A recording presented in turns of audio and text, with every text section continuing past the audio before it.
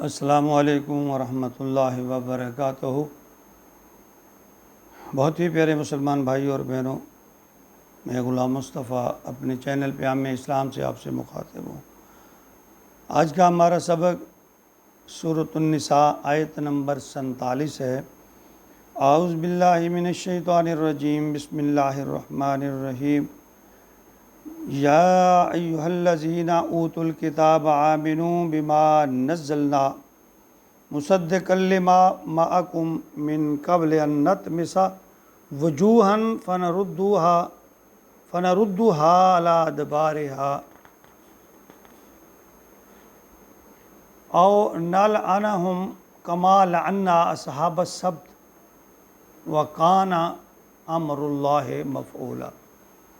پچھلی دو آیت مبارکہ میں اللہ رب العزت نے یہود کی جو مکاری ہے اس کو ظاہر کیا، اور اب اس آیت میں اللہ فرما رہے ہیں اگر تم اپنی مکاری پر ڈٹے رہے تو یاد رکھو پھر میں تمہیں کیسا عذاب دوں گا، اس کا تذکرہ فرما رہے ہیں۔ فرمایا یا ایھا الذین، اے لوگو، اوتوا الکتاب، جو کتاب دیے گئے ہو، آمنو، اے وہ لوگو جن کو کتاب دی گئی ہے، آمنو، ایمان لے آؤ، بما نزلنا، جو میں نے اتارا، مصدقا لما معکم، جو اس کی تصدیق کرتے ہوئے آیا ہے جو تمہارے پاس، یعنی قرآن پاک کی طرف اللہ تعالیٰ اشارہ فرما رہے ہیں کہ چونکہ قرآن پاک پچھلی تمام کتب سماویہ کی تصدیق کرنے والا ہے، تصدیق کرتا ہے، تو اللہ فرما رہے ہیں کہ اے لوگو اس کتاب پر ایمان لے آؤ جو پچھلے احکامات ہیں، پچھلی اللہ کی کتب ہیں، ان کی تصدیق کر رہے ہیں، اس پر تم ایمان لے آؤ، اس پر لعنت ملامت نہ کرو، من قبل، اس سے پہلے کہ ان نطمسا وجوہن، کہ ہم چہروں کو مٹا دیں، تمہارے جو چہرے ہیں نا ان کو مس کر دیں، فنردها علی ادبارها، اور تمہاری جو پیٹھیں ہیں نا ان کو موڑ دیں، یعنی تمہارا منہ موڑ کر پیچھے کی طرف کر دیں۔ یعنی دیکھیں اللہ رب العزت کیسی سخت قسم کی سرزنش فرما رہے ہیں یہود کو کہ تم اس کتاب پر ایمان لے آؤ جو تمہاری پہلے کی جو کتب ہیں، تورات ہے، انجیل ہے، زبور ہے یا دوسری کتب ہیں، یہ قرآن مجید، فرقان مجید ان کتابوں کی تصدیق کرتا ہے، تم اس پر ایمان لے آؤ۔ اگر نہیں لاؤ گے، اللہ فرماتے ہیں میں تمہارے چہرے مس کر دوں گا، مٹا دوں گا، اور تمہارے منہ پیٹھ کی طرف موڑ دوں۔ دیکھیں کیسی اللہ رب العزت سخت قسم کی سرزنش فرما رہے ہیں۔ تمہاری یعنی جو گدی ہے نا وہ آگے کی طرف، اور چہرہ جو ہے وہ پشت کی طرف ہو جائے گا۔ او نلعنہم کما لعنا اصحاب السبت، یا پھر تم پر اس طرح کی لعنت کروں گا، اللہ فرما رہے ہیں کہ جس طرح کی میں نے لعنت اصحاب سبت پر کی۔ اصحاب سبت کیا ہے؟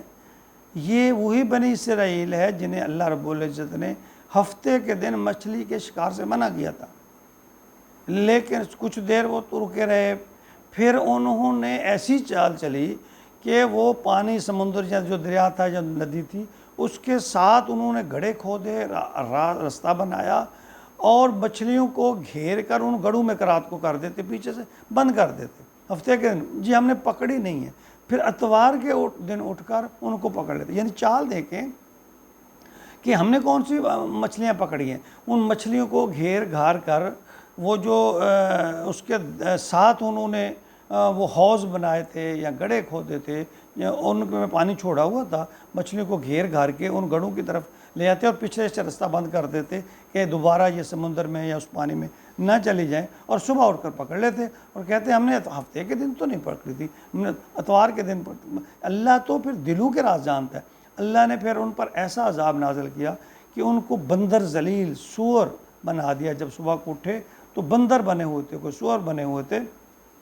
اللہ فرماتے ہیں اگر تم نے اپنی چالوں سے اگر تم باز نہ آئے، میں تمہارے چہرے مسک کر دوں گا، تمہارے منہ دوسری طرف موڑ دوں گا، پیٹھ کی طرف موڑ دوں گا، اگر پھر بھی باز نہ آئے، اللہ فرما رہے ہیں کہ تم پر میں ایسا عذاب، ایسی لعنت نازل کروں گا جس طرح میں نے اصحاب سبت پر، یعنی جو وہ جن لوگوں نے ہفتے کے دن کی میرے حکم کی نافرمانی کی تھی، ان سے بھی سخت تر تجھے عذاب دوں گا. یعنی کیسی اللہ تعالیٰ نے یہ اس کا واقعہ آگے سورۃ الاعراف میں ہے، رکوع نمبر 21 میں وہ آئے گا. سورۃ باقرہ میں آ چکا ہے آیت نمبر 65 اور 66 میں. تو آگے تفصیل مزید اس کی ہے. اللہ فرما رہے ہیں پھر میں اس طرح کا تمہیں عذاب دوں گا. وَقَانَ أَمْرُ اللَّهِ مَفْعُولًا، اللہ کا حکم تو نافذ ہو کر رہنا. اللہ فرماتے ہیں جو میں نے ہدایت، جو کتاب، جو نبی کو، اپنے پیارے نبی کو مشن دیا، یہ تو نافذ ہو کے رہے گا. دین میں اس دین کو پھیلاؤں گا. اگر تمہاری قسمت میں نہیں ہے تو تم بدبخت ہو، تمہیں جو ہے اس میں کیا ہے. تو اسی طرح کا ایک حدیث ہے، سہیل بن سعد رضی اللہ تعالیٰ عنہ سے روایت ہے. یہ میں اس لیے بیان کر رہا ہوں کہ آج ہم بھی یہود و نصارہ کی ڈگر پہ چلے ہوئے ہیں، ان کی سی حرکات کر رہے ہیں دین میں. یعنی لو و لعب آج کون سا کم ہے لوگ پیدا کر رہے ہیں. تو میں یہ ایک حدیث میری نظر سے گزری، میں اس کو یہاں بیان کرنا ضروری سمجھتا ہوں کہ ایک دفعہ سہیل بن سعد رضی اللہ تعالیٰ عنہ روایت فرماتے ہیں کہ فرمایا رسول اللہ صلی اللہ علیہ وسلم نے کہ آخری زمانے میں دھنسنا، پتھروں کی بارش اور شکلوں کا بدلنا واقع ہوگا. جو ہم کہتے ہیں نا کہ نبی پاک صلی اللہ علیہ وسلم کی ایک دعا ہے کہ ایک مجموعی عذاب میری امت پہ نہیں آئے گا. تو وہ لوگ یہ بھی حدیث مبارکہ سن لیں. آپ نے فرمایا قیامت کے نزدیک، یہ آخری دور جس کو آپ نے قرار دیا، آپ نے فرمایا زمین میں دھنسنا، چہروں کا مسخ ہونا، شکلوں کا بدلنا، یعنی پتھروں کی بارش، یہ واقعہ جو ہے پیش آئیں گے واقعات. تو پوچھا گیا یا رسول اللہ یہ کب ہوگا؟ تو آپ نے فرمایا جب باجے گاجے والیاں جو ہیں وہ گانے والے یعنی عام ہو جائیں گی، اور لوگ اپنے اوپر شراب کو حلال کر لیں گے. یعنی حلال کرنے کا مطلب شراب عام ہو جائے گی. تو مسلمانوں کو اس روش سے توبہ کرنی چاہیے. دیکھیں یہ چیز آ چکی. اللہ کے رسول نے فرمایا جب یہ گانے بجانے والے اور اس کے ساز اور یہ گانے بجانے والیاں اور شراب کی محفلیں جب عام ہو جائیں گی تو پھر اللہ اپنا عذاب نازل کریں گے. کیسے عذاب نازل؟ پتھروں کی بارش ہوگی، اللہ چہروں کو مس کر دیں گے، شکلوں کو بدل دیں گے. یعنی یہ وہی عذاب ہیں جو پچھلے قوموں پہ نازل ہوئے.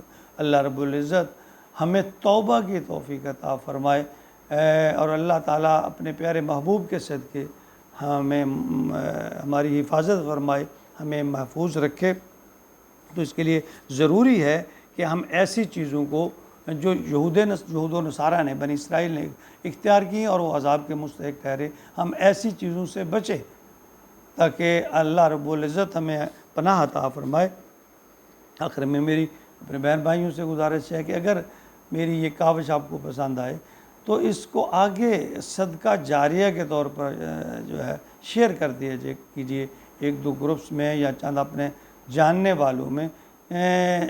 ہم سب اس کار ثواب میں شامل ہو جائیں گے. تو اس طرح اللہ رب العزت شاید ہمارے ان تھوڑی بہت اس کاوش کے بدلے ہمارا یہ کچھ سرمایہ بن جائے، قیامت کے دن ہمارے کچھ کام آ جائے. اللہ رب العزت ہمیں دین کا فہم سمجھ عطا فرمائے اور اس پر خلوص کے ساتھ چلنے کی توفیق عطا فرمائے. آمین. وما علینا الا البلاغ.